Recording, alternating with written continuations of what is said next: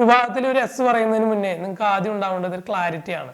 ഞാൻ എന്തിനാണ് വിവാഹം കഴിക്കുന്നത്, എനിക്ക് എന്താണ് വേണ്ടത്, ഏത് ടൈപ്പാണ് എനിക്ക് വേണ്ടത്, എങ്ങനെയാണ് എൻ്റെ വിവാഹ ജീവിതം ഉണ്ടാവേണ്ടത്, ആഫ്റ്റർ മാരേജ് ഞാൻ എങ്ങനെ ജീവിക്കാനാണ് ആഗ്രഹിക്കുന്നത്, ഏതൊക്കെ രീതിയിലൂടെയാണ് ഞാൻ ജീവിക്കേണ്ടത്, എൻ്റെ ഇഷ്ടങ്ങൾ എന്താണ്, എൻ്റെ റിയൽ വാല്യൂസ് എന്താണ്, ഒരിക്കലും ഞാൻ വിട്ടുകൊടുക്കാത്ത, ഒരിക്കലും നെഗോഷിയേറ്റ് ചെയ്യാത്ത എൻ്റെ വാല്യൂസ് എന്താണ്, അല്ലെങ്കിൽ എൻ്റെ സ്വാഭാവികമായിട്ടുള്ള എൻ്റെ വാല്യൂസ് എന്താണെന്ന് എനിക്ക് ആദ്യം മനസ്സിലാക്കേണ്ടതുണ്ട്.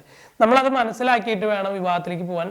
അപ്പോൾ തന്നെയാണ് നമുക്ക് എൻ്റെ വാല്യൂസ് മാച്ച് ആയിട്ടുള്ള ഒരു പാർട്ട്ണറിനെ, ഈ വാല്യൂസ് അനുസരിച്ചിട്ട് എനിക്കൊരു പാർട്ട്ണറിനെ ലഭിക്കേണ്ട ആ പാർട്ട്ണർ എങ്ങനെയായിരിക്കണം, ആ പാർട്ട്ണർ ഏത് തരത്തിലുള്ള വാല്യൂസ് ആയിരിക്കണം എന്ന് എനിക്ക് മനസ്സിലാക്കാൻ പറ്റും. ഈ ഒരു പിക്ചർ നിങ്ങൾക്ക് കാണാൻ പറ്റും അല്ലെ? ആ പിക്ചറിൽ നിങ്ങൾക്ക് അറിയാൻ പറ്റും വ്യത്യസ്തമായിട്ടുള്ള വാല്യൂസ് ഉള്ള ആളുകൾ തമ്മിൽ മാച്ച് ആയതുകൊണ്ടാണ് വ്യത്യസ്തമായിട്ടുള്ള ആളുകൾ അവരുടെ പാർട്ട്നേഴ്സ് ആയിട്ട് കിട്ടിയിട്ടുണ്ടാവുക. ഇത് ഈ ഒരു ഈക്വൽ മാച്ച് ആയിട്ടുള്ള ഒരു പാർട്ട്ണർ ആണെന്നുണ്ടെങ്കിലോ അവിടെ ഹാപ്പി ആയില്ലേ അവര് ഹാപ്പിനെസ് അവർക്ക് അവിടെ ഫീൽ ചെയ്യില്ല. അവിടെ ഇന്ന വിവാഹത്തിൽ സംഭവിക്കുന്നത് വ്യത്യസ്തമായിട്ടുള്ള വാല്യൂസ് ഉള്ള, വ്യത്യസ്തമായിട്ടുള്ള കാഴ്ചപ്പാടുള്ള, വ്യത്യസ്ത ഇഷ്ടങ്ങളുള്ള, വ്യത്യസ്തമായിട്ട് ജീവിക്കാൻ ആഗ്രഹിക്കുന്ന ആളുകൾ തമ്മിൽ ഒരുമിക്കുന്നതാണ് ഇപ്പോൾ നടക്കുന്ന ഈ ഒരു സിസ്റ്റത്തിലൂടെ നടക്കുന്നത്.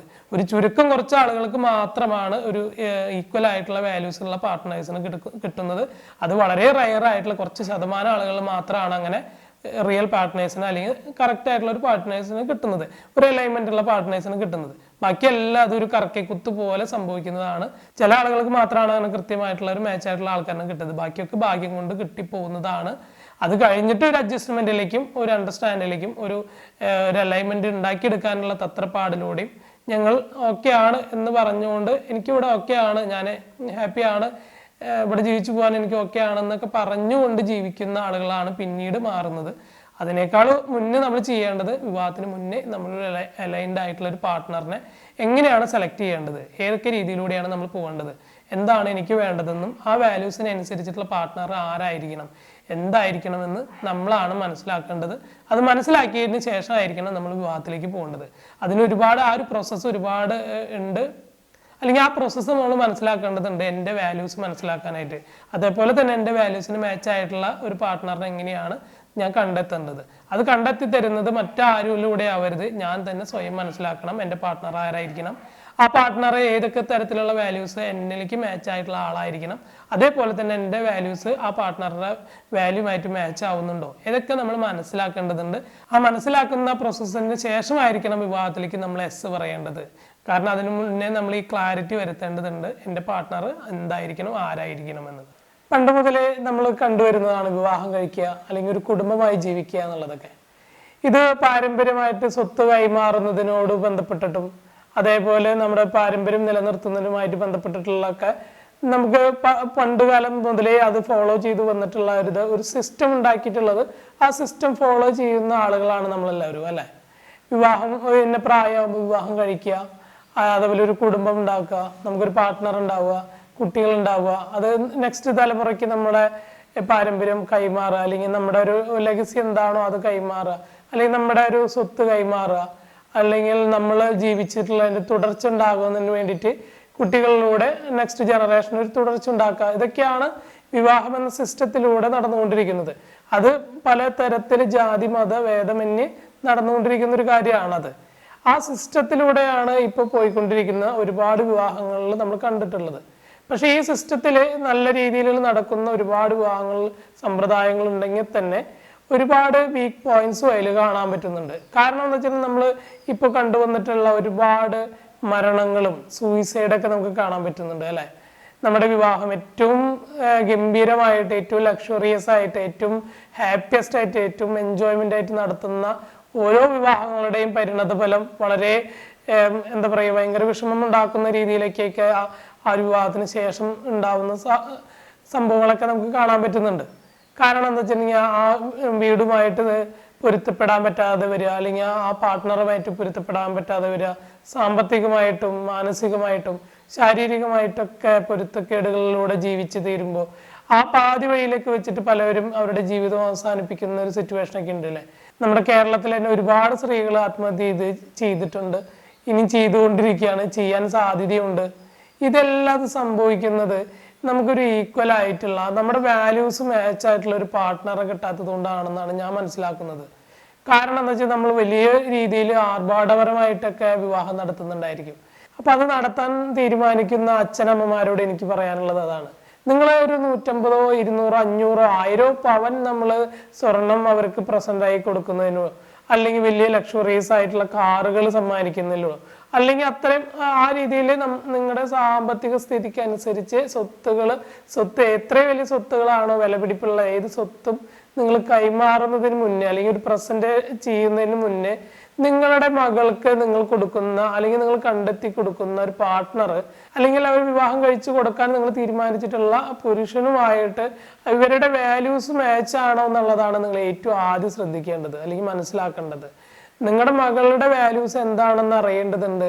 അതേ വാല്യൂസ് മാച്ച് ആവുന്ന ഒരു വ്യക്തിയെയാണോ നിങ്ങൾ കണ്ടുപിടിക്കുന്നത് അല്ലെങ്കിൽ കണ്ടെത്തുന്നത്, അത് നിങ്ങൾ അറിയേണ്ടതുണ്ട്. നമ്മുടെ ഏറ്റവും വലിയ സമ്പാദ്യമാണ് നമ്മുടെ മക്കള്. അതേപോലെ തന്നെ ആ മക്കൾക്ക് വേണ്ടി നമ്മുടെ എല്ലാ സമ്പാദ്യങ്ങളും നമ്മൾ ചെലവഴിക്കുന്നുണ്ട് അല്ലെ. നമ്മൾ കണ്ടിട്ടുണ്ട് ഒരു 150 പവനോ 200 പവനോ 500 പവനൊക്കെ കൊടുത്തിട്ട് വിവാഹം കഴിച്ചിട്ടുള്ള പെൺകുട്ടികൾക്ക് അവരുടെ ഭർത്ത് വീട്ടിൽ നിന്ന് അനുഭവിക്കേണ്ട ദുരിതങ്ങളൊക്കെ നമ്മൾ വാർത്തയിലൂടെ കണ്ടിട്ടുള്ളതാണ്. പല വാർത്തകളും നമ്മുടെ മുന്നിലേക്ക് വന്നിട്ടുള്ളതാണ്, ഇനിയും വരാനിരിക്കുന്നുണ്ട്. അപ്പൊ ഇത്തരം വാർത്തകളിലൂടെ മനസ്സിലാക്കുന്നത് ഈ നമ്മൾ കണ്ടെത്തി കൊടുക്കുന്ന ഏറ്റവും പെർഫെക്റ്റ് ആയിട്ടുള്ള ഇപ്പൊ മരുമകനാണെങ്കിൽ അല്ലെങ്കിൽ ഈ നിങ്ങളുടെ മകൾക്ക് ഏറ്റവും മാച്ചായിട്ടുള്ള ഒരു പാർട്ട്ണറെ നിങ്ങൾ കണ്ടെത്തുന്നുണ്ടായിരിക്കും. പക്ഷെ അത് നിങ്ങൾ കണ്ടെത്തുന്നത് നിങ്ങളുടെ കാഴ്ചപ്പാടിലുള്ളതും ഈ സമൂഹം നിങ്ങളോട് പറഞ്ഞിട്ടുള്ളതും അല്ലെങ്കിൽ നമ്മൾ പഠിച്ചു വന്നിട്ടുള്ളതും നമ്മൾ ഫോളോ ചെയ്ത് വന്നിട്ടുള്ള സിസ്റ്റത്തിന്റെ ഭാഗമായിട്ടുള്ള വാല്യൂസ് ആണ് നിങ്ങൾ എല്ലാവരും നോക്കിയിട്ടുണ്ടാവുക.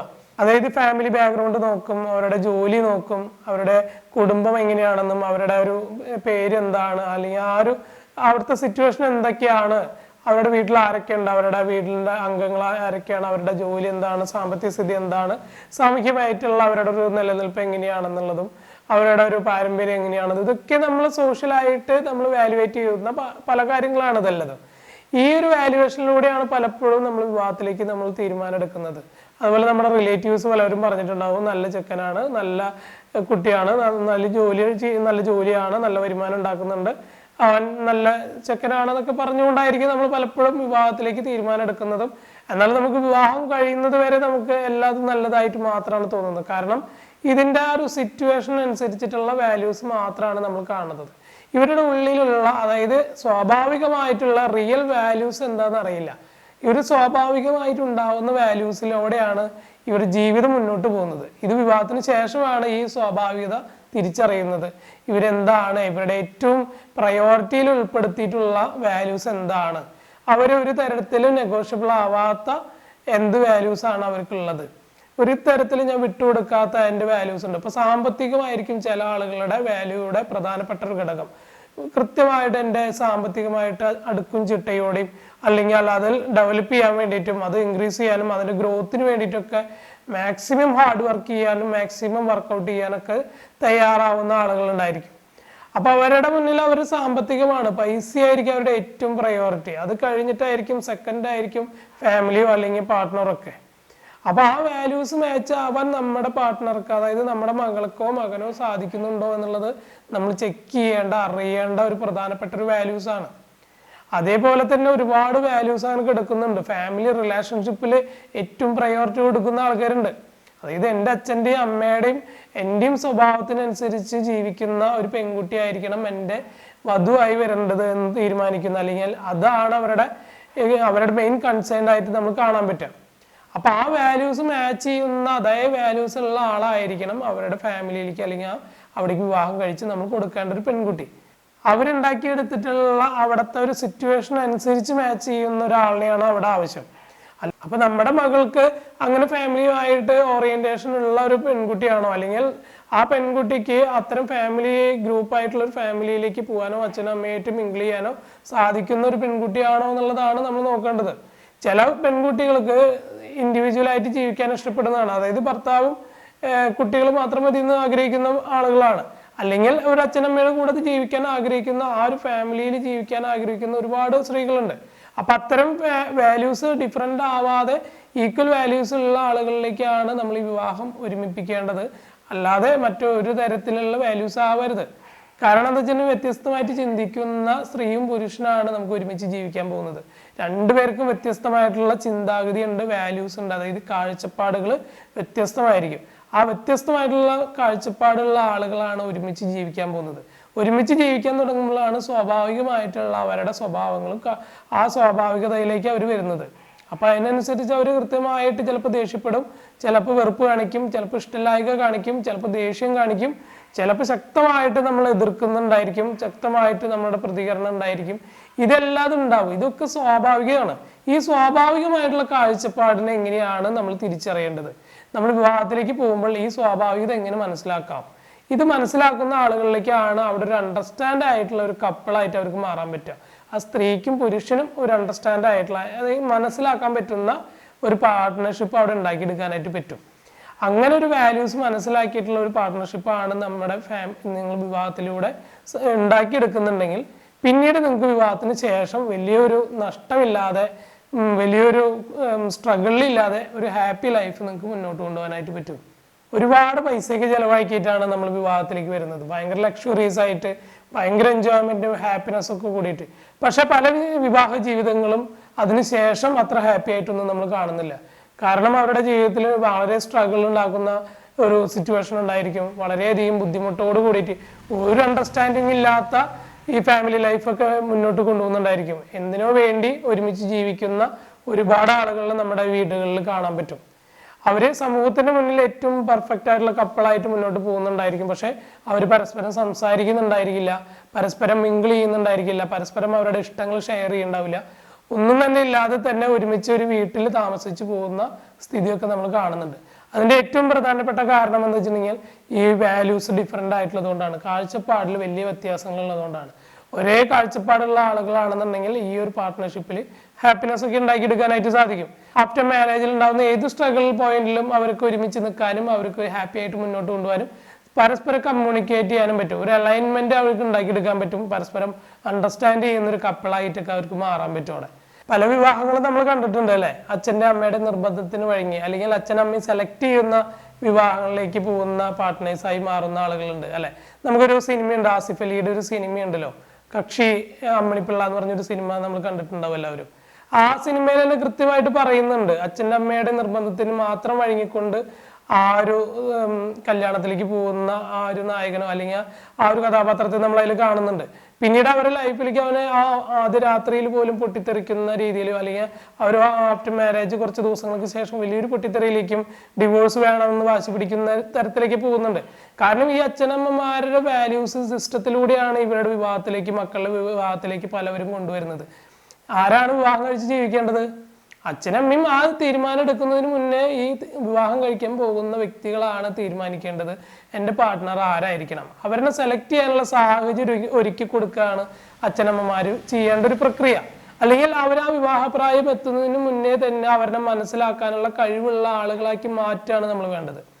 ഓരോ അച്ഛനമ്മമാരും ഇവരുടെ മക്കളെ സ്വന്തമായിട്ട് തീരുമാനം എടുക്കാനും സ്വന്തമായിട്ട് അവരുടെ കാഴ്ചപ്പാട് എന്തായിരിക്കണം ആ കാഴ്ചപ്പാടിനനുസരിച്ച് തീരുമാനം എടുക്കാനും ആ തീരുമാനത്തിൽ ഉണ്ടാവുന്ന ഏത് സിറ്റുവേഷനും അവർക്ക് ഹാൻഡിൽ ചെയ്യാൻ പറ്റുന്ന അല്ലെങ്കിൽ ആ ഉത്തരവാദിത്തത്തോട് കൂടിയിട്ട് അവർക്ക് ഹാൻഡിൽ ചെയ്യാൻ പറ്റുന്ന ഒരു വ്യക്തിയാക്കി മാറ്റിയെടുക്കാനാണ് ഓരോ അച്ഛനമ്മമാരും ഈ ഒരു അവരുടെ വിവാഹപ്രായം എത്തുന്നതിന് മുന്നേ ചെയ്തു കൊടുക്കേണ്ട അല്ലെങ്കിൽ അവരെ ഹെൽപ്പ് ചെയ്യേണ്ട ഒരു കാര്യം. അല്ലാതെ അവർ വിവാഹത്തിലേക്ക് ഇവർ തീരുമാനം എടുക്കുന്ന ആളുകളായി മാറുമ്പോൾ ഇവരുടെ റിയൽ വാല്യൂസ് വ്യത്യസ്തമായിരിക്കും. അല്ലെങ്കിൽ ഇവരുടെ സ്വാഭാവികമായിട്ടുള്ള കാഴ്ചപ്പാടിലൂടെ ആയിരിക്കില്ല അവർക്ക് ഒരു പാർട്ട്ണറിനെ അവർക്ക് കിട്ടുക. അങ്ങനെ കിട്ടുന്നതോട് കൂടിയിട്ട് അവർക്ക് വ്യത്യസ്തമായിട്ടുള്ള സ്വഭാവം അവർ പരസ്പരം കാണിക്കാൻ തുടങ്ങും. രണ്ടുപേരും അവിടെ പാർട്ട്നേഴ്സ് ആയിട്ടുള്ള രണ്ടുപേരും അവരുടേതായിട്ടുള്ള സ്വാഭാവികമായിട്ടുള്ള ഇഷ്ടങ്ങളും അനിഷ്ടങ്ങളും ദേഷ്യം അവരുടെ സ്വഭാവം റിയൽ ആയിട്ടുള്ള സ്വഭാവം അവർ കാണിക്കാൻ തുടങ്ങും. അത് കാണിക്കാൻ തുടങ്ങുമ്പോഴാണ് വീട്ടിൽ പ്രശ്നങ്ങൾ ഉണ്ടാവുന്നത്, നല്ല വഴക്ക് ഉണ്ടാവാൻ തുടങ്ങും, നല്ല അടിപിടി ഉണ്ടാവും, അല്ലെങ്കിൽ രണ്ടുപേരുടെയും പരസ്പരമായിട്ടുള്ള ഒരു കമ്മ്യൂണിക്കേഷൻ കട്ടാവും. അവിടെ കൃത്യമായിട്ടൊരു അലൈൻമെന്റ് ഇല്ലാതെ ഒരു ഹാപ്പിനെസ് ഇല്ലാതെ മറ്റെന്തിനൊക്കെയോ വേണ്ടി ഈ സമൂഹത്തിന് മുന്നിൽ നല്ല കപ്പിളായിട്ട് ജീവിക്കാൻ വേണ്ടി മാത്രം അവർ ആക്ട് ചെയ്തുകൊണ്ടിരിക്കുന്ന, ശരിക്കും അവർ ആക്ട് ചെയ്തുകൊണ്ട് ജീവിക്കുന്ന ആളുകളായിട്ട് മാറേണ്ടി വരും. അതുപോലെ തന്നെ വിവാഹത്തിൽ ഏറ്റവും പ്രധാനപ്പെട്ട ഒരു കാര്യമാണ് നമ്മൾ ഈ സൈൻ ചെയ്ത് കൊടുക്കുക, ഒപ്പിട്ട് കൊടുക്കുക എന്ന് പറയുന്നത്. കാരണം ഒപ്പിട്ട് കൊടുക്കുന്നതോട് കൂടിയിട്ട് നമ്മുടെ പരിപൂർണമായിട്ടുള്ള നിയന്ത്രണം മറ്റെവിടെയോ നമ്മൾ എഴുതി കൊടുക്കുകയാണ്. നമ്മൾ വിചാരിക്കുന്ന ഒരു സൈനല്ലേ, അതിലത്ര വലിയ ഇമ്പോർട്ടൻസ് ഒന്നും ഇല്ല എന്നുള്ളത്. അതൊരു ബ്ലാങ്ക് പേപ്പറിൽ നമ്മൾ ഒപ്പിട്ട് കൊടുക്കുന്നതിന് തുല്യമാണ്. കാരണം ഈ വിവാഹത്തിന് ശേഷം നമ്മളൊരു മാച്ചും അല്ല അല്ലെങ്കിൽ വാല്യൂസ് ഡിഫറെൻ്റ് ആണെന്ന് അറിയുന്ന ഒരു സിറ്റുവേഷൻ ഉണ്ട്. ആ അറിയുന്ന സിറ്റുവേഷനിലാണ് നമുക്ക് ഈ ഒപ്പിട്ട് കൊടുത്തതിന്റെ വില മനസ്സിലാവുക. കാരണം ആ ഒപ്പിട്ട് കൊടുത്ത പേപ്പറിൽ പിന്നെ എന്ത് വേണമെങ്കിലും അവർക്ക് എഴുതി ചേർക്കാൻ പറ്റും. അതായത് സമൂഹത്തിന്റെ നീതിബോധത്തിനനുസരിച്ചിട്ട്, ഇവിടെ നിലനിൽക്കുന്ന സിസ്റ്റത്തിനനുസരിച്ചിട്ട് ഏത് തരത്തിൽ വേണമെങ്കിലും അതിൽ കൂട്ടിച്ചേർക്കാനായിട്ട് സാധിക്കും. കാരണം നമുക്കത് പെട്ടെന്നൊന്നും വേണ്ടാന്ന് വെക്കാൻ പറ്റില്ല. നമ്മൾ ഡിവോഴ്സ് ചെയ്യാൻ പോയപ്പോലെ നമുക്ക് അറിയാൻ പറ്റും അതിന് ഒരുപാട് കടമ്പകളും ഒരുപാട് നിയമങ്ങളൊക്കെ അവിടെ വരും. സാമൂഹ്യ നിയമങ്ങൾ വരും.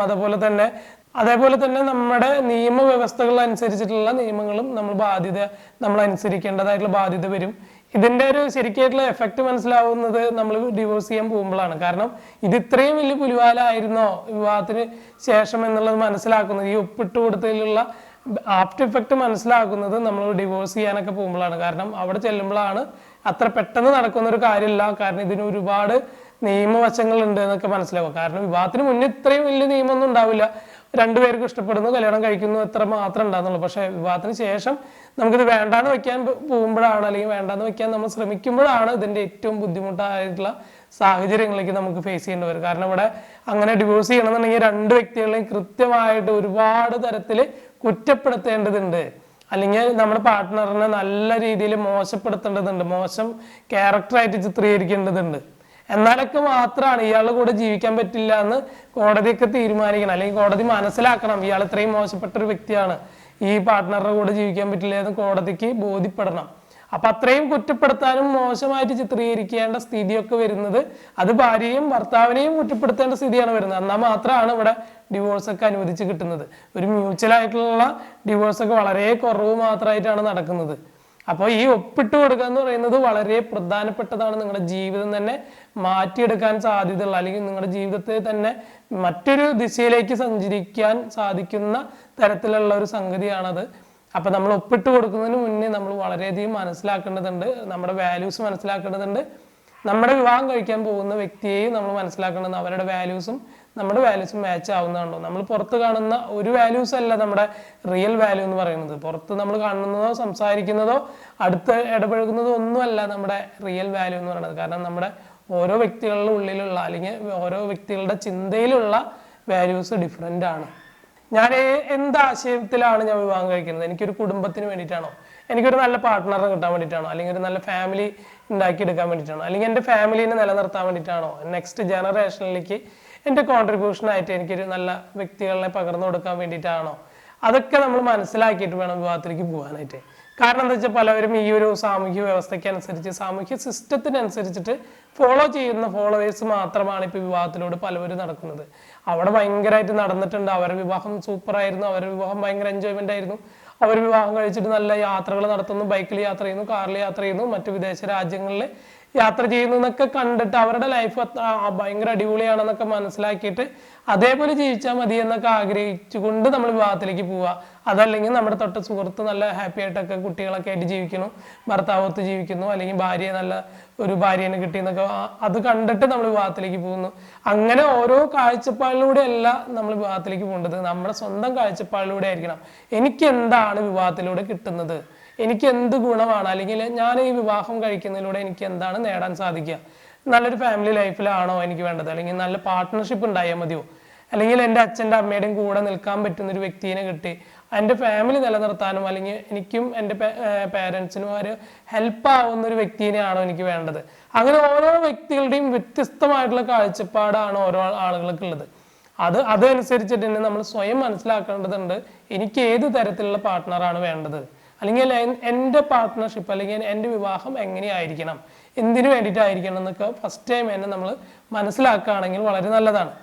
നമുക്ക് ലഭിക്കേണ്ട വ്യക്തിയെ കുറിച്ച് നമുക്ക് ക്ലിയർ പിക്ചർ ഉണ്ടായിരിക്കും. കാരണം എനിക്ക് വേണ്ടത് എന്താണെന്ന് മനസ്സിലായി, ഞാൻ എന്താണ് ആഗ്രഹിക്കുന്നത്, എനിക്ക് വേണ്ട എന്താണ്, എൻ്റെ വാല്യൂസ് എന്താണെന്ന് മനസ്സിലാക്കിയിട്ടുണ്ട്. അതേ വാല്യൂസ് മാച്ച് ആയിട്ടുള്ള ഒരു വ്യക്തിയെ ആയിരിക്കണം എനിക്ക് പാർട്ട്ണറായിട്ട് ലഭിക്കേണ്ടത്. കാരണം എന്താ വെച്ചിട്ടുണ്ടെങ്കിൽ എൻ്റെ ആ ഫാമിലി പേരൻസിന് നോക്കാൻ സാധിക്കുന്ന ഒരു പാർട്ട്ണറിനെയാണ് ഞാൻ ആഗ്രഹിക്കുന്നതെങ്കിൽ തീർച്ചയായിട്ടും അതേ വാല്യൂ ഉള്ള ഒരാളെയാണ് വേണ്ടത്. ജോലിന് അത്രയും പ്രയോറിറ്റി കൊടുത്തിട്ടുള്ള ഒരു വ്യക്തിനെയാണ് നമ്മൾ വിവാഹം കഴിക്കണമെന്നുണ്ടെങ്കിൽ അവർക്ക് പേരൻസിന് നോക്കാനൊന്നും ചിലപ്പോൾ സമയം കിട്ടിയില്ല. കാരണം അവരുടെ ജോലിയായിരിക്കും പ്രധാനമായിട്ട് കണ്ടിട്ടുണ്ടാവുക. അവർ ജോലിക്ക് പോയി ചിലപ്പോൾ കാലത്ത് പോയി വൈകുന്നേരം രാത്രിയൊക്കെ വരുന്ന ആളാണെങ്കിൽ പേരൻസിന് നോക്കാനൊന്നും പറ്റില്ല. അതേപോലെ തന്നെ ഫാമിലി നോക്കാനായിട്ട് എൻ്റെ ഫാമിലി, എൻ്റെ കുടുംബം നോക്കുന്ന ഒരു വ്യക്തിനെ മതിയെന്ന് ഞാൻ ആഗ്രഹിക്കുന്നുണ്ടെങ്കിൽ എൻ്റെ പാർട്ട്ണറായിട്ട് വരുന്ന വ്യക്തിക്കും അത് അങ്ങനെ ആയിരിക്കണം. അതല്ല ആൾക്ക് ജോലിയാണ് പ്രാമുഖ്യം എന്ന് വെച്ചിട്ടുണ്ടെങ്കിൽ ഒരിക്കലും അവർക്ക് ഫാമിലിയിൽ നോക്കാനൊന്നും സമയം കിട്ടില്ല. കാരണം ജോലി എന്ന് പറയുന്നത് അത്രയും അവർക്ക് ഇമ്പോർട്ടൻ്റ് ആയിട്ടുള്ള ഒരു ഘടകമായിരിക്കും. അങ്ങനെയാണ്, അതൊക്കെയാണ് നമ്മൾ നോക്കേണ്ട ഒരു വാല്യൂസ് എന്ന് പറയുന്നത്. അപ്പോൾ അത് നമ്മൾ മനസ്സിലാക്കേണ്ടതുണ്ട്, എനിക്ക് എന്താണ് വേണ്ടത്, എനിക്ക് വരുന്ന ആളും എന്തായിരിക്കണം, ഏത് തരത്തിലുള്ള വാല്യൂസ് ആയിരിക്കണം. ഇതേപോലെ ഫാമിലി നോക്കാൻ തയ്യാറുള്ള, അല്ലെങ്കിൽ ഫാമിലിയാണ് ഏറ്റവും പ്രയോറിറ്റി എന്ന് പറയുന്ന ഒരുപാട് ആളുകളുണ്ട്. അവരിലേക്കാണ് നമ്മൾ എത്തേണ്ടത്. അല്ലെങ്കിൽ എത്തിയത് അല്ലെങ്കിൽ കിട്ടിയത് നമ്മുടെ പാർട്ട്ണറായിട്ട് കാണുന്നതിന് മാറ്റി നിർത്തിക്കൊണ്ട് എനിക്ക് വേണ്ടത് എന്താണെന്ന് മനസ്സിലാക്കി അതിലേക്ക് ചേരുന്ന ഒരാളെ, ആ ചേരുവയിലേക്ക് ചേരുന്ന ഒരാളാണ് നമുക്ക് വരേണ്ടത്. അല്ലാതെ എനിക്ക് ആരെങ്കിലും മറ്റാരോ സജസ്റ്റ് ചെയ്തിട്ടുള്ള നല്ലൊരു കുട്ടിയാണെന്ന് പറഞ്ഞുകൊണ്ട് അവരെ ഞാൻ പാർട്ട്ണറാക്കി മാറ്റല്ല നമ്മൾ വേണ്ടത്. കാരണം ആ വാല്യൂ കണ്ടുപിടിച്ചത് മറ്റൊരാളാണ്, അല്ലെങ്കിൽ മറ്റൊരാളാണ് നമ്മൾ സജസ്റ്റ് ചെയ്തത്. ആ കുട്ടി നല്ലതാണ്, നല്ല ഫാമിലി ബാക്ക്ഗ്രൗണ്ട് ആണ്, ആ കുട്ടിക്ക് നമ്മുടെ ഫാമിലിയിലേക്ക് മാച്ച് ആവുന്ന ഒരാളാണെന്നൊക്കെ മറ്റാരോ പറഞ്ഞിട്ടുണ്ടാവും. നമ്മുടെ ബന്ധുക്കളോ സുഹൃത്തുക്കളോ അല്ലെങ്കിൽ മറ്റുള്ള മാട്രിമോണി സൈറ്റിലൂടെ അല്ലെങ്കിൽ മാട്രിമോണി അല്ലെങ്കിൽ ഈ മാരേജ് ബ്രോക്കറോ പോലുള്ള ആളുകളിലൂടെ ആയിരിക്കും നമുക്ക് പാർട്ട്നേഴ്സിനെ നമുക്ക് കണ്ടെത്തിയിട്ടുണ്ടാവുക. അത് കണ്ടെത്തുന്നതിൽ തെറ്റില്ല, പക്ഷെ അവരുടെ വാല്യൂസ് മനസ്സിലാക്കുന്നതിലാണ് ഏറ്റവും പ്രധാനം. ആ വാല്യൂസ് മനസ്സിലാക്കാൻ പറ്റുക, ആ വാല്യൂസിലൂടെ ആയിരിക്കണം നമ്മൾ വിവാഹത്തിലേക്ക് പോകേണ്ടത്. അപ്പോൾ ആ വാല്യൂസ് കൃത്യമാണെന്നുണ്ടെങ്കിൽ നമുക്ക് ആ വിവാഹത്തിന് ശേഷം നമ്മൾ ഒരു തരത്തിലും സ്ട്രഗിൾ അനുഭവിക്കേണ്ടി വരില്ല. കാരണം നമുക്ക് അവിടെ കമ്മ്യൂണിക്കേറ്റ് ചെയ്യാൻ പറ്റും, അവിടെ കൃത്യമായിട്ട് നമുക്ക് പറഞ്ഞു കൊടുക്കാനും മനസ്സിലാക്കാനും അവിടെ സാധിക്കും. ഈ വാല്യൂസ് ഡിഫറെന്റ് ആവുന്നതോടൊപ്പം തന്നെ ഈ വാല്യൂസ് എങ്ങനെയാണ് നമ്മൾ മനസ്സിലാക്കേണ്ടത്, എന്തൊക്കെയാണ് വാല്യൂസ് നമുക്കുള്ളത്, നമ്മുടെ പ്രയോറിറ്റി എന്ന് പറയുന്നത് തന്നെയാണ് നമ്മുടെ വാല്യൂസ് എന്ന് പറയുന്നത്. നമുക്ക് ഈ ചില ആളുകൾക്ക് അറിയാൻ പറ്റും, നല്ല ഫാമിലി ബാക്ക്ഗ്രൗണ്ട് മെയിൻറ്റെയിൻ ചെയ്യുന്ന ആളുകളായിരിക്കും. അതേപോലെ ജോലിക്ക് വളരെയധികം പ്രാധാന്യം കൊടുക്കുന്നതായിരിക്കും. കാരണം അവർ ഏറ്റവും കൂടുതൽ പ്രയോറിറ്റി ഉള്ളത് അവർ ജോലിയാണ്. ആ ജോലി വിട്ടിട്ട് ഒരു കാര്യം ഉണ്ടാവില്ല. ജോലിയൊക്കെ കഴിഞ്ഞിട്ടായിരിക്കും ഫാമിലി ഉണ്ടാവുക പല ആളുകളും. ഇപ്പോൾ ഈ ഗവൺമെന്റ് ജോലിക്കാരും അതുപോലെ പ്രൈവറ്റ് ജോലിക്കാരും അതുപോലെ ഈ IT കമ്പനീസ്, അവരൊക്കെ ഏറ്റവും പ്രയോറിറ്റി കൊടുക്കുന്നത് ജോലിയായിരിക്കും. കാരണം അവരുടെ ജോലിയിലൂടെയാണ് അവർ നിലനിൽപ്പ് നിൽക്കുന്നതെന്ന് അറിയുന്നതുകൊണ്ട് തന്നെ ജോലിക്ക് ഏറ്റവും പ്രയോറിറ്റി കൊടുക്കുന്ന ആളുകളായിരിക്കും. അപ്പോൾ ആ ജോലിയെ കൃത്യമായി മനസ്സിലാക്കുന്ന, അംഗീകരിക്കുന്ന, ആ ജോലിക്ക് ഇമ്പോർട്ടൻസ് കൊടുക്കുന്ന ഒരു വ്യക്തിയായിരിക്കണം നമ്മുടെ പാർട്ട്ണറായിട്ട് വരേണ്ടത്. അത് സ്ത്രീ ആണെങ്കിലും പുരുഷനാണെങ്കിലും. ഈ ഒരു വാല്യൂ മനസ്സിലാക്കുന്ന ആളല്ല എങ്കിൽ അവിടെ സ്ട്രഗിൾ ഉണ്ടായിരിക്കും. അപ്പൊ ചിലപ്പോൾ കുറ്റം പറയായിരിക്കും, നിന്റെ എപ്പോഴും നിനക്കൊരു ജോലി മാത്രമേ ഉള്ളൂ, കുട്ടികളെ നോക്കാൻ സമയമില്ല, അല്ലെങ്കിൽ വീട്ടിൽ പേരൻസ് നോക്കാൻ സമയമില്ല, എൻ്റെ കാര്യം നോക്കാൻ സമയമില്ല എന്നൊക്കെ പറയുന്ന കുറ്റപ്പെടുത്തലുകൾ കേൾക്കേണ്ടി വരും. ഈ പ്രയോറിറ്റി മാറുന്നതിലൂടെയാണ് ഈ ഒരു ഡിഫറെൻ്റ് ആയിട്ടുള്ള ആശയങ്ങൾ നമ്മുടെ മനസ്സിലേക്ക് വരിക, നമ്മൾ കുറ്റപ്പെടുത്തുന്ന സ്ഥിതിയിലേക്ക് പോവുക. അതുപോലെ പൈസ ഉണ്ടാക്കുന്ന ചില വ്യക്തികൾക്ക് ഉണ്ടായിരിക്കും, പൈസയാണ് അവരുടെ പ്രധാനം.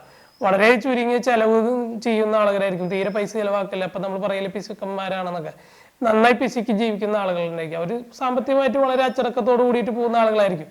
പക്ഷെ അവർക്ക് കിട്ടുന്ന പാർട്ട്ണർ ലാവിഷ് ആയിട്ടുള്ള ഒരാളാണെങ്കിലും നന്നായി പൈസ ചെലവാക്കാൻ കഴിയുന്ന, അല്ലെങ്കിൽ നന്നായി പൈസ ചെലവാക്കി ജീവിച്ചിട്ടുള്ള ഒരു വ്യക്തിയാണെങ്കിലും ആ ഡിഫറെൻ്റ് ആയില്ല അവിടെ വാല്യൂസ്. അങ്ങനെയല്ല വരേണ്ടത്. ഇത് മനസ്സിലാക്കുന്ന ഒരാളായിരിക്കണം, ഒരു അണ്ടർസ്റ്റാൻഡ് ചെയ്യുന്ന ഒരാളായിരിക്കണം. ഈ സാമ്പത്തികമായിട്ട് അച്ചടക്കമുള്ള ഒരു വ്യക്തിയുടെ അടുത്തേക്ക് സാമ്പത്തികമായി അച്ചടക്കമുള്ള അതേ കീപ്പ് ചെയ്യുന്ന ഒരാളാണെന്നുണ്ടെങ്കിൽ അവിടെ ക്ലാഷ് ഉണ്ടാവില്ല. കാരണം അവർക്ക് മനസ്സിലാവാൻ പറ്റും, പരസ്പരം മനസ്സിലാക്കാൻ പറ്റും, ഇത് എൻ്റെ സെയിം വാല്യൂ ആണല്ലോ, സെയിം കാഴ്ചപ്പാടാണല്ലോ എന്നൊക്കെ. അതുപോലെ നന്നായി പൈസ ഉണ്ടാക്കുന്ന ആളുകളുണ്ടായിരിക്കും. എത്ര കിട്ടിയാലും മതിയാവാത്ത രീതിയിൽ ഒരുപാട് പൈസ ഉണ്ടാക്കണം എന്ന് പറയുന്നത്. അതേ സെയിം വാല്യൂ ഉള്ള ഒരു പാർട്ട്ണറിനെയാണ് അവർക്കും വേണ്ടത്. അല്ലെങ്കിൽ എന്ന് വെച്ചിട്ടുണ്ടെങ്കിൽ അപ്പൊ ചിലപ്പോൾ അവിടെയും കുറ്റപ്പെടുത്തലുണ്ടായിരിക്കും, നിങ്ങൾക്ക് എപ്പോഴും പൈസ ഉണ്ടാക്കലാണോ, വലിയ പൈസ ഉണ്ടാക്കിയിട്ട് എന്താണ്, ഇപ്പൊ എന്നെ നോക്കാൻ സമയമില്ല, ഫാമിലി നോക്കാൻ സമയമില്ല, കുട്ടികളുടെ കൂടെ സ്പെൻഡ് ചെയ്യാൻ സമയമില്ല, നിങ്ങൾക്ക് ഒന്നിനും സമയമില്ല, നിങ്ങൾ പൈസ ഉണ്ടാക്കാൻ നടക്കുന്നത്, എന്തിനാണ് ഈ പൈസ എന്ന് പറയുന്ന രീതിയിൽ കുറ്റപ്പെടുത്തുന്ന ആളുകളും കാണാൻ പറ്റും. നമ്മുടെ പാർട്ട്നേഴ്സിനെ കുറ്റപ്പെടുത്തും നമ്മൾ. കാരണം ഇതൊന്നും അവരുടെ ഈ ഓപ്പോസിറ്റ് നിൽക്കുന്ന പാർട്ട്ണറുടെ വാല്യൂ അല്ല. അപ്പൊ മറ്റൊരു വ്യക്തിയുടെ വാല്യൂസ് നമ്മുടെ മാച്ച് ഇല്ല എന്നുണ്ടെങ്കിൽ ആ വ്യക്തിനെ കുറ്റം പറയുന്ന ആളുകളായിട്ട് നമുക്ക് മാറേണ്ടി വരും. അതുപോലെ കരിയറൊക്കെ ചിന്തിക്കുന്ന ആൾക്കാരുണ്ടായിരിക്കും. ഇപ്പൊ നമ്മുടെ പല ഫിലിം സ്റ്റാർസുകളൊക്കെ പലരും പറഞ്ഞിട്ടുണ്ട്, അവരുടെ പല ജോലികൾ അവർ വേണ്ടാന്ന് വെച്ചുകൊണ്ട് പോകുമ്പോൾ അവരുടെ പാർട്ട്ണറിൽ നിന്ന് കിട്ടിയിട്ടുള്ള സപ്പോർട്ടുകൾ വളരെ വലുതായിരുന്നു. ഇപ്പൊ ടോവിനോ പോലുള്ള ആളുകൾ, അതുപോലെ ലോകേഷ് കനകരാജ് പോലുള്ള ആളുകളൊക്കെ പറയണ കേട്ടിട്ടുണ്ട്, അവരുടെ ലൈഫ് പാർട്ട്ണറാണ് അവരെ ഏറ്റവും കൂടുതൽ സപ്പോർട്ട് ചെയ്തിട്ടുള്ളത്. അതായത് അവരുടെ മെന്റലി അവരെ ഏറ്റവും കൂടുതൽ ഹെൽപ്പ് ചെയ്തിട്ടുള്ളതും അവരാണെന്ന് പറയുന്നത്. നിങ്ങൾ ധൈര്യമായിട്ട് നിങ്ങളുടെ കരിയറിനനുസരിച്ചിട്ട് നിങ്ങൾ ജീവിക്കാൻ പോയിക്കോളൂ, അല്ലെങ്കിൽ നിങ്ങളത് കരിയറാണ് അത് ഏറ്റവും പ്രധാനം എന്നുണ്ടെങ്കിൽ നിങ്ങളത് ചെയ്തോളൂ, ഞാൻ ബാക്കി കാര്യങ്ങൾ ബാക്കി കാര്യങ്ങൾ ഞാൻ മെയിൻറ്റെയിൻ ചെയ്തുകൊണ്ടെന്ന് പറയുന്ന ആ ഒരു സപ്പോർട്ട് കൊടുക്കുന്നതൊക്കെ പല ഇന്റർവ്യൂസിൽ അവർ പറഞ്ഞു കേട്ടിട്ടുണ്ട്. അപ്പൊ അതെന്താണ്, ഈ ഒരു മനസ്സിലാക്കലാണ്, അവിടെ ഒരു അണ്ടർസ്റ്റാൻഡിങ് ആണ്. ഈ അണ്ടർസ്റ്റാൻഡിങ് ഉണ്ടാവണമെന്നുണ്ടെങ്കിലാണ് ആ റിയൽ വാല്യൂസ് ഉള്ള ആളുകളുടെ പാർട്ട്നേഴ്സ് ആയിട്ട് നമുക്ക് ലഭിക്കുമ്പോൾ മാത്രമാണ് ഈ ഒരു അണ്ടർസ്റ്റാൻഡ് ഉണ്ടാവുന്നത്. അല്ലെങ്കിൽ എന്താ വെച്ചിട്ടുണ്ടെങ്കിൽ ചിലപ്പോൾ അതൊന്നും നടന്നെന്ന് വരില്ല. ഏറ്റവും പ്രമുഖനായിട്ടുള്ള ഒരു സെലിബ്രിറ്റി ഉണ്ട് നമ്മുടെ ഷാറുഖാനൊക്കെ എപ്പോഴും പറയുന്നുണ്ട് ഷാറുഖ് ഖാന്റെ വൈഫിന്റെ കിട്ടിയിട്ടുള്ള സപ്പോർട്ട് വലുതായിരുന്നു എന്നൊക്കെ. അതേപോലെ സപ്പോർട്ട് കിട്ടണമെന്നുണ്ടെങ്കിൽ നമ്മൾ മനസ്സിലാക്കുന്ന ആളായിരിക്കണം, നമ്മുടെ പ്രയോറിറ്റി എന്തായിരിക്കണം, നമ്മുടെ ഏറ്റവും പ്രധാനപ്പെട്ട സംഭവം എന്തായിരിക്കണം, നമ്മുടെ കാഴ്ചപ്പാട് എന്തായിരിക്കണം, നമ്മുടെ ലൈഫിൽ ഏറ്റവും നമ്മൾ എന്തായി മാറണം എന്നൊക്കെ ചിന്തിക്കുന്ന ആ കാഴ്ചപ്പാടായിരിക്കണം ഈ പാർട്ട്ണർക്ക് മനസ്സിലാക്കാൻ പറ്റുന്ന ഒരാളായിരിക്കണം. ഈ കാഴ്ചപ്പാട് മനസ്സിലാക്കാൻ പറ്റുന്ന ഒരു പാർട്ട്ണർ ആണെന്നുണ്ടെങ്കിൽ നമ്മൾ വലിയ സ്ട്രഗിൾ ഒന്നും അനുഭവിക്കേണ്ടി വരില്ല. ലൈഫിലേക്ക് വളരെ സിമ്പിളായിട്ട് തന്നെ നമുക്ക് ജീവിക്കാൻ പറ്റും. കാരണം നമ്മൾ മനസ്സിലാക്കുന്നുണ്ട്, നമ്മളൊന്നും പറയേണ്ടി വരില്ല, നമ്മളൊന്നും ആവശ്യപ്പെടേണ്ടി വരില്ല, എനിക്കിത് വേണമെന്നോ എനിക്കിതേ കിട്ടിയേ പറ്റൂന്നൊന്നും വാശി പിടിക്കേണ്ടതൊന്നും വരില്ല. ആ പാർട്ട്ണറെ അറിഞ്ഞുകൊണ്ട് മനസ്സിലാക്കിക്കൊണ്ട് നിങ്ങൾ നിങ്ങളുടെ വഴി ഏതാണെങ്കിൽ അത് തിരഞ്ഞെടുത്തോളൂ, ബാക്കി കാര്യങ്ങൾ ഞാൻ മെയിൻറ്റെയിൻ ചെയ്തുകൊണ്ട് എന്ന് നമ്മളെ സപ്പോർട്ട് ചെയ്യുന്ന തരത്തിലേക്ക് നമ്മുടെ പാർട്ട്നേഴ്സ് തമ്മിൽ ഈ ഒരു അലൈൻമെന്റ് ഒക്കെ ഉണ്ടാക്കിയെടുക്കാനായിട്ടൊക്കെ പറ്റും. അത് അങ്ങനെ ഒരുപാട് വാല്യൂസ് ഉണ്ട്, നമ്മുടെ പ്രൊഫഷണൽ ആയിട്ടുള്ളതും മെക്കാനിക്കൽ ആയിട്ടുള്ളതും, അതേപോലെ ടെക്നോളജീസ് ഇഷ്ടപ്പെടുന്ന ആളുകൾ, ആർട്ടിസ്റ്റുമായിട്ട് ബന്ധപ്പെട്ടുള്ള കാര്യങ്ങൾ, പടം വരയ്ക്കുന്നത്, പെയിന്റിങ്, അതേപോലെ കഥ കവിത രചന, നാടകം, അതുപോലെ അഭിനയം, അങ്ങനെ ഒരുപാട് കാര്യങ്ങളിലൂടെ ബന്ധപ്പെട്ടുള്ള കാര്യം. അതുപോലെ ടെക്നോളജീസിന് ഇഷ്ടപ്പെടുന്ന ആളുകൾ, അതേപോലെ തന്നെ മെക്കാനിക്കലായിട്ട് വണ്ടികളെ സ്നേഹിക്കുക, യാത്രകളെ ഇഷ്ടപ്പെടുക, ഒരുപാട് സ്ഥലങ്ങൾ യാത്ര ചെയ്യണമെന്ന് ആഗ്രഹിക്കുക.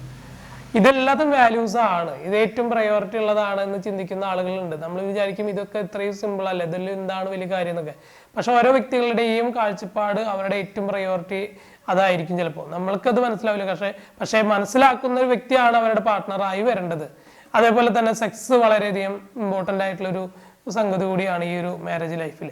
കാരണം വ്യത്യസ്തമായിട്ടുള്ള സെക്സ് ടൈപ്പ് ഇഷ്ടപ്പെടുന്ന ആളുകളുണ്ട്. അപ്പം നമുക്കറിയാം അതിൽ LGBTQ പോലുള്ള അതിനേക്കാൾ എക്സ്റ്റെൻഡ് ചെയ്തുകൊണ്ടിരിക്കുന്ന ഒരുപാട് ടൈപ്പുകൾ നമ്മൾ ഈ സെക്സിൽ കാണാൻ പറ്റുന്നുണ്ട്.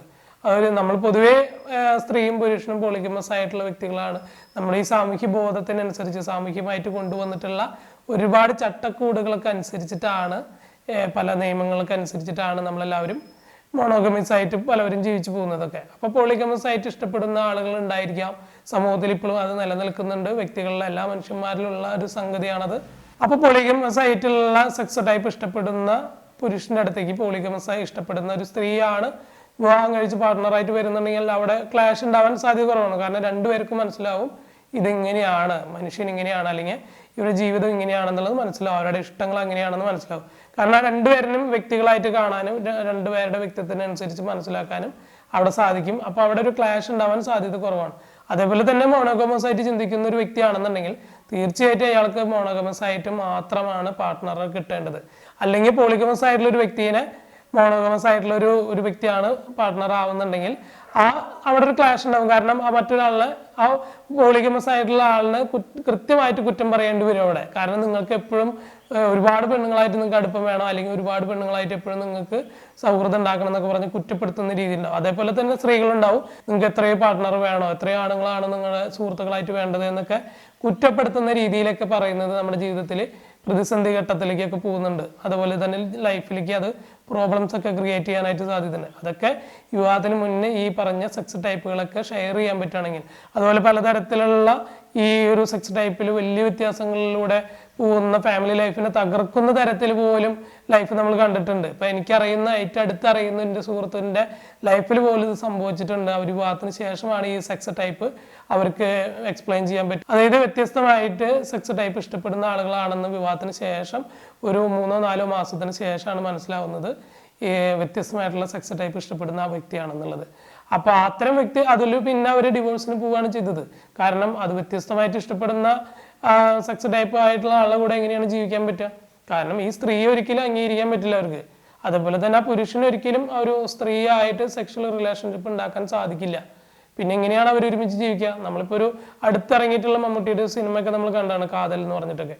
ആ സിനിമയിലൊക്കെ കൃത്യമായിട്ട് അതിൽ പറയുന്നുണ്ട് അവരുടെ ഒരു സെക്സ് ഇൻട്രസ്റ്റ് എന്താണെന്നൊക്കെ. അതവിടെ സംസാരിക്കാനുള്ള സിറ്റുവേഷൻ ഇല്ലാത്തത് കൊണ്ടാണ് അവർ 20 വർഷത്തോളം കാത്തിരുന്നതിന് ശേഷം ഡിവോഴ്സ് ചെയ്യുന്നത് ആ സിനിമയിൽ.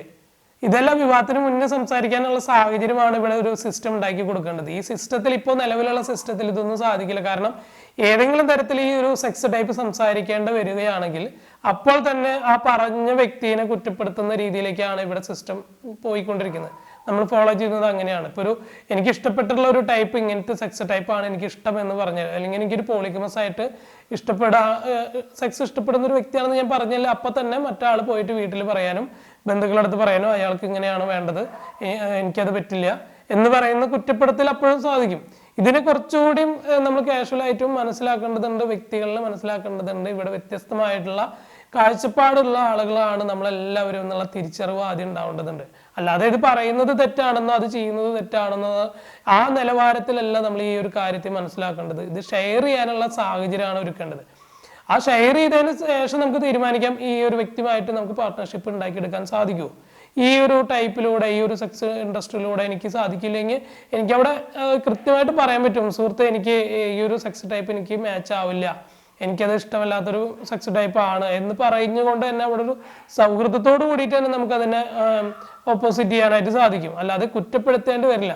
അതേപോലെ തന്നെ നമ്മുടെ ഇഷ്ടങ്ങളും നമുക്കത് ഷെയർ ചെയ്യാൻ പറ്റണം. നമ്മുടെ പാർട്ട്ണറാവാൻ പോകുന്ന വ്യക്തിയോട് നമുക്കത് പറയാൻ പറ്റണം, എനിക്ക് ഇങ്ങനത്തെ ഇത്തരം ഒരു സെക്സ് ടൈപ്പൊക്കെ എനിക്ക് ഇഷ്ടമാണ്, എനിക്കിത് അറിയുന്നതാണ്, അല്ലെങ്കിൽ എനിക്ക് ഇഷ്ടമാണ് ഈ സംഭവങ്ങളൊക്കെ.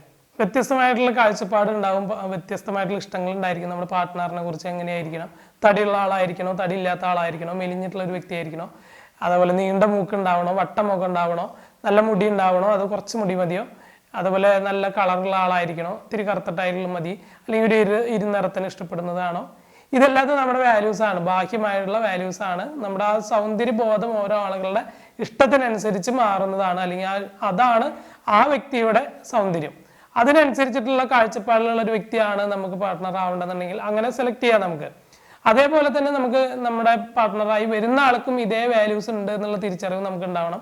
അവർക്കും അത് ആ ഇഷ്ടങ്ങൾ ഉണ്ടായിരിക്കണം. ആ ഇഷ്ടത്തിനനുസരിച്ച് നമ്മൾ മനസ്സിലാക്കേണ്ടതുണ്ട്. അതുപോലെ പരസ്പരം മനസ്സിലാക്കാൻ പറ്റുന്നുണ്ടോ, നമുക്ക് കമ്മ്യൂണിക്കേറ്റ് ചെയ്യാൻ പറ്റുന്നുണ്ടോ, സംസാരിക്കാൻ പറ്റുന്നുണ്ടോ, നമ്മൾ പറയുന്ന ഒരു കാര്യം അവർക്ക് മനസ്സിലാവുന്നുണ്ടോ, നമ്മുടെ ലാംഗ്വേജ് പിടികിട്ടുന്നുണ്ടോ അവർക്ക്. നമ്മൾ കേട്ടിട്ടുണ്ട് ലവ് ലാംഗ്വേജിനെ കുറിച്ചൊക്കെ. ഇപ്പൊ ഭാര്യ പറയുന്നത് പലപ്പോഴും ഭർത്താക്കന്മാർക്ക് മനസ്സിലാവില്ല, അല്ലെങ്കിൽ ഭർത്താക്കന്മാർ പറയുന്നത് പലപ്പോഴും ഭാര്യമാർക്ക് മനസ്സിലാവില്ല എന്നൊക്കെ നമ്മൾ കേട്ടിട്ടുണ്ട്. ഇതെല്ലാതും കാരണം ഈ ലാംഗ്വേജ് വ്യത്യസ്തമായിട്ടുള്ളത് കൊണ്ടാണ്. ഒരേ ലാംഗ്വേജിലൂടെ സംസാരിക്കുന്ന ആളുകളുണ്ട്. അപ്പൊ നമ്മൾ വിചാരിക്കും ഇത് എല്ലാവരും മലയാളമല്ല സംസാരിക്കുന്നത്, അല്ലെങ്കിൽ അവർക്ക് അറിയുന്ന ഭാഷകളല്ല സംസാരിക്കുന്നത്. പക്ഷെ എപ്പോഴും സംഭവിക്കുന്നത് അങ്ങനെയല്ല. ഈ പറയുന്ന ലാംഗ്വേജ് അറിയുന്നതാണെങ്കിലും മനസ്സിലാക്കുന്നത് വ്യത്യസ്തമായിരിക്കും. അതായത് നമ്മൾ ദേഷ്യപ്പെട്ട് പറയുന്നതും സ്നേഹത്തോട് പറയുന്നതും മനസ്സിലാക്കാൻ വേണ്ടി പറയുന്നതും ഒക്കെ വ്യത്യസ്തമായിരിക്കും. ഇപ്പോൾ പഠിപ്പിക്കുമ്പോൾ ടീച്ചേഴ്സ് പറയുന്നത് അത് മനസ്സിലാക്കാൻ വേണ്ടിയിട്ടും പഠിപ്പിക്കാൻ വേണ്ടിയിട്ടാണ്. നമുക്കത് അറിയാനൊന്നും നമുക്ക് സാധിച്ചു എന്ന് വരില്ല. അല്ലെങ്കിൽ അതേപോലെ തന്നെയാണ് ഈ ഒരു വീട്ടിൽ സംഭവിക്കുന്ന ഭാര്യയും ഭർത്താവും തമ്മിലുള്ള കമ്മ്യൂണിക്കേഷനിലും.